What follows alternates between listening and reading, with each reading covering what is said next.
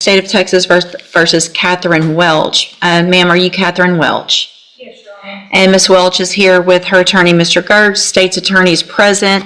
Ms. Welch was previously in court, entered a plea of guilty to driving while intoxicated third or more, as well as a prior offense, which made it a second-degree felony offense.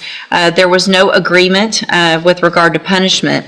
I have received the pre-sentence report, and has everyone had an opportunity to review that report? We have, Judge. I have, Your Honor. Are there any additions or corrections to that report? Not from the state, other than I want to acknowledge I have received Mr. Gertz's sentencing memorandum.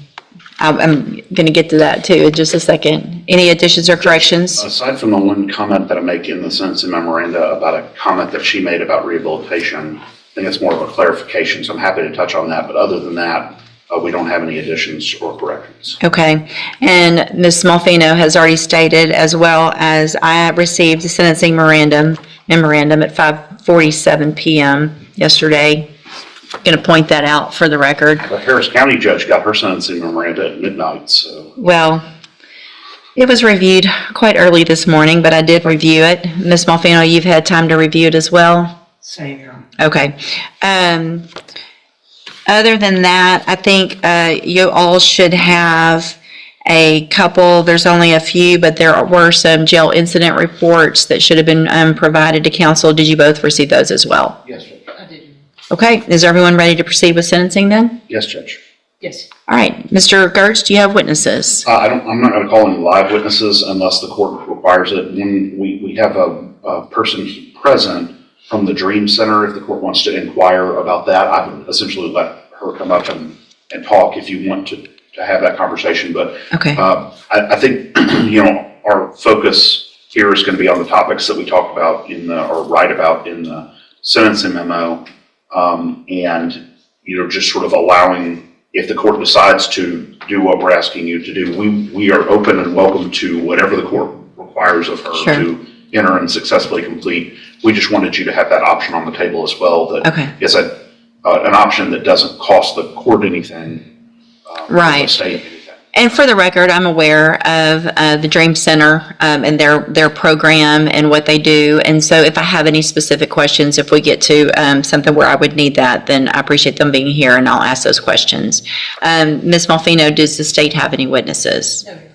All right, then argument. Judge, I want to, I recognize this is a unique case and a unique ask that we're making here. This is not something small that we're asking for. I have sort of personally taken Catherine on over the last 3+ years, I guess almost 4 years, as a project for me, if that makes any sense. And what I mean by that is I really wanted to put to the test, could this person do everything that I asked her to do to at least get her an opportunity to be here in front of you asking what we're asking for? She exceeded my expectations by doing the 90-day inpatient rehabilitation. And while she was there, she started to explore with her counselors and her therapists there some of the underlying issues that went beyond just physical addiction, but actually had to do with her mental health and some of the things that she's experienced in her life. I'm not going to detail them on the record, but the court is aware of what those things are. Incredibly traumatic events that I think she had repressed and had never really addressed and explored. And so those counselors recommended not just aftercare, but a specific outpatient program to address some of the trauma issues that she's had. She went and checked into that program, stayed for basically a year, and again, did everything we asked her to do.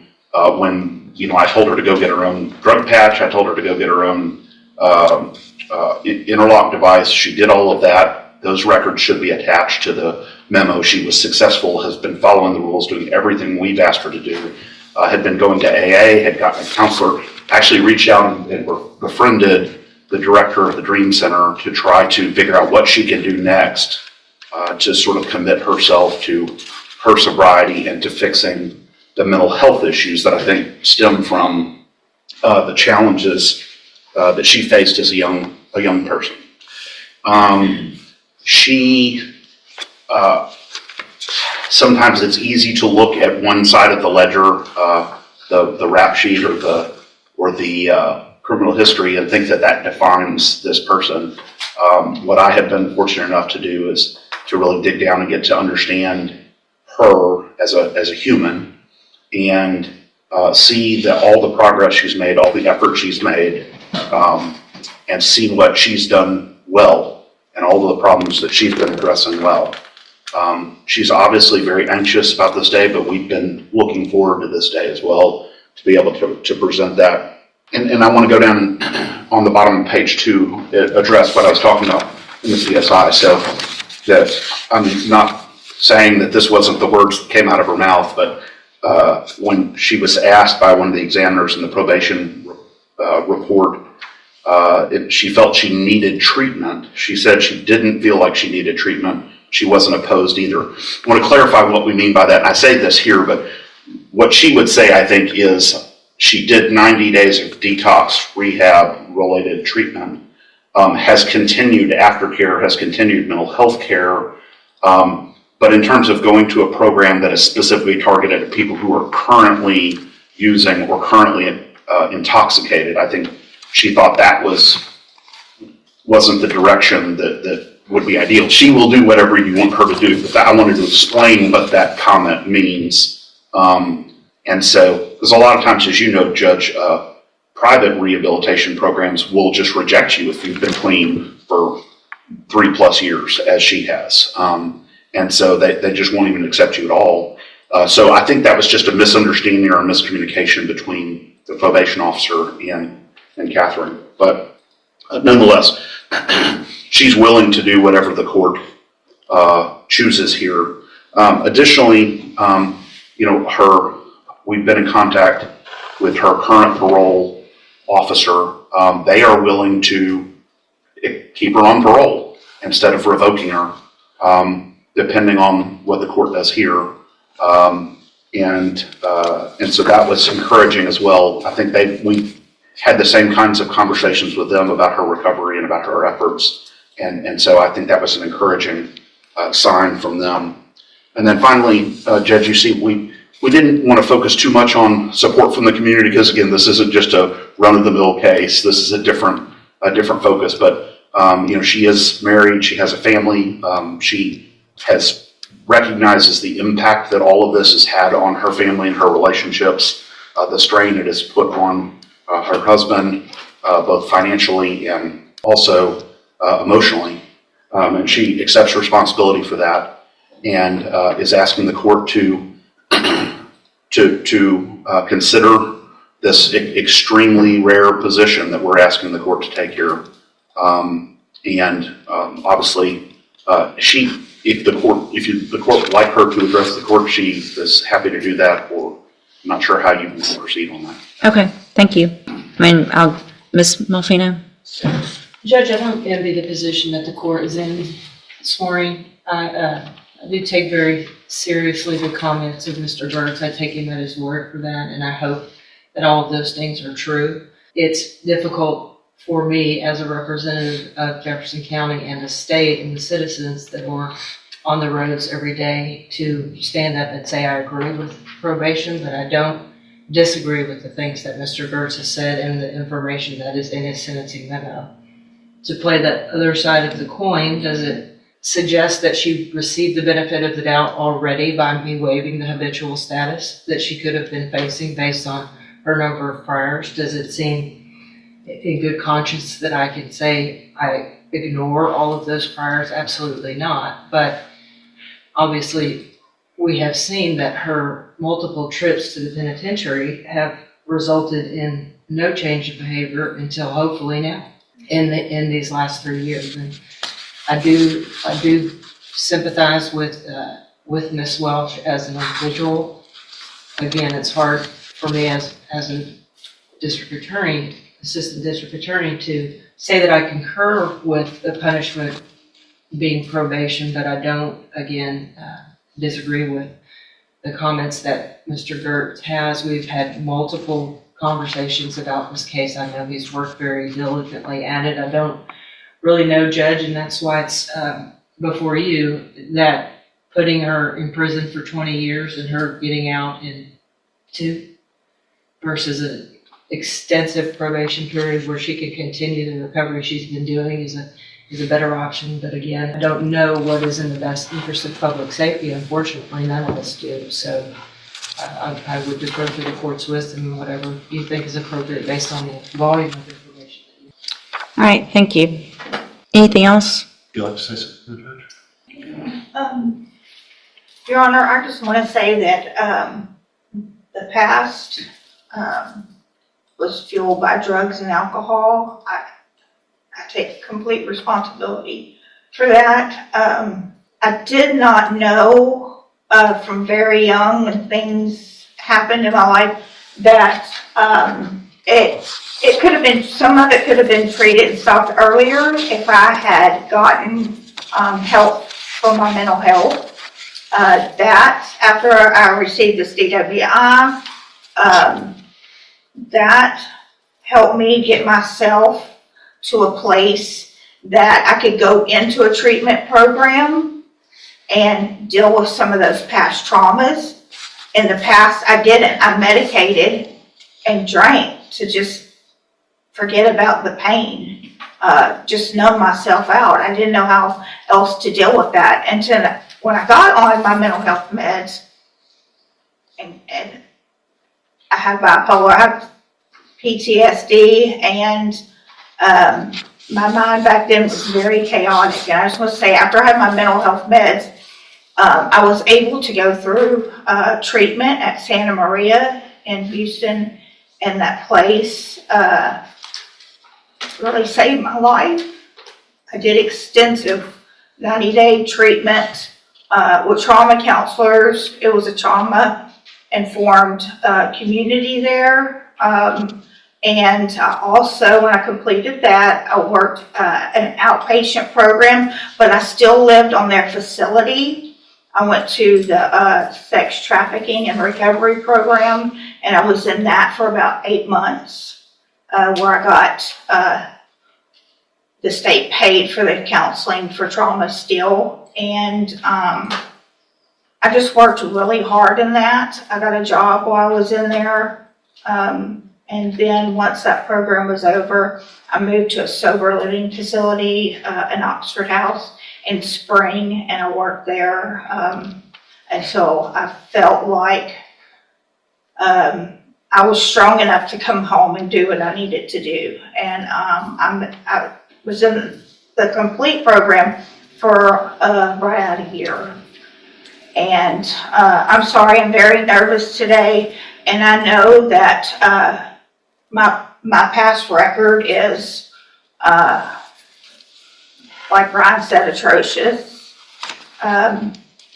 But you know, the things that I had to deal with within myself from when I was a little girl, those are things that you don't go to prison, even in their programs there, that you don't talk about. It's just, you just don't. And I'm asking you, please do not send me back to prison. I want to move forward. I have moved forward in my life, and this year that I've been in jail has given me more time to think and know that I am definitely headed in the right direction. I have a sponsor. I attend AA at home. I had moved on with my life as far as I could with my sobriety. I mean, I knew this charge was out there. And I think I made some good, really good choices with my Mid-County AA friends. They've helped me a lot. And I am open to anything. I will abide by all the rules and do anything that's asked of me. And I think, no, I know now that I'm responsible and capable of taking care of my business and my life. Thank you. So, Ms. Welch, this Ms. Malfino probably said it yet best, and I get this often, and they don't envy my position, and this is the worst part of my job. But I worked hard to get here, and it's my job. Part of my job, it's several things, and it's to look at, obviously defendants and giving chances and things like that, but it also is about making our community safe. And I have to look back, this is your 10th DWI. It's not your 5th. It's not your 8th. It's the 10th. And while I understand the trauma that you went through, that you've been to SAFE 3 times. You've been given opportunities on probation where they were revoked. You've had opportunities while you were on parole to do what you have done now. And while I appreciate what you've done, and I think that's great, and my goal isn't to, to stop any improvement, but I can't, in my opinion, in good faith, go home tonight, look myself in the mirror and say I gave somebody on their 10th DWI that your last sentence was for 15 years in prison. The one before that was for 10.